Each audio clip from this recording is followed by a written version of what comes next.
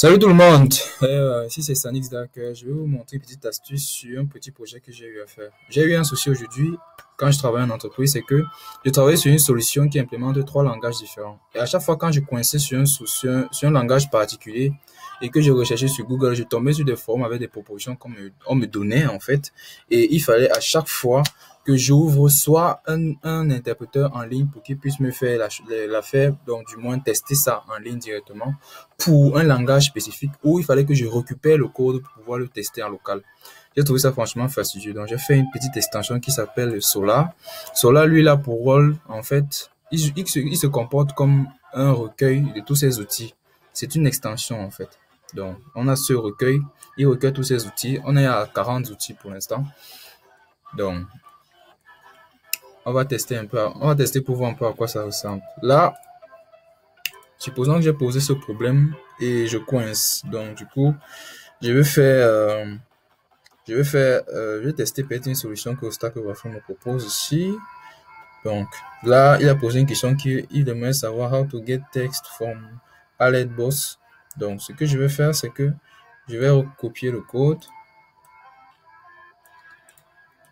Voilà. J'ouvre Solar.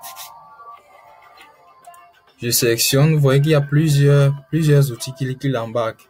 Vous pouvez tester du code CSS avec CSS Desk. Vous pouvez tester du code PHP, du code HTML, du code JS, du code Ruby avec Rails.next.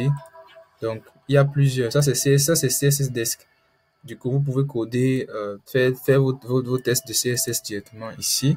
Donc, on est sur JavaScript. Donc, je vais aller. Qu'est-ce que je vais prendre? Oui. J'ai un petit coup de cœur. Ça va être Thio. Thio aussi, lui, il est vraiment cool parce qu'il recueille plus de 639 langages de programmation sur lesquels je peux tester. Donc, je vais aller JavaScript.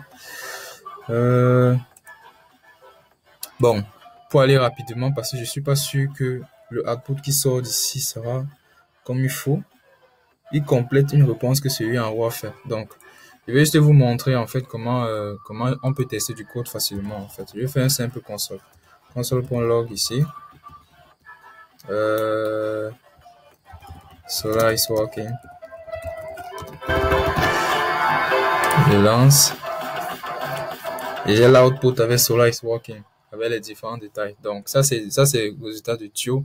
Je peux également copier le code, aller sur un autre outil, quel que soit l'outil. Donc, pour en faire la preuve, je vais aller sur un outil qui peut être assez intéressant, comme lequel.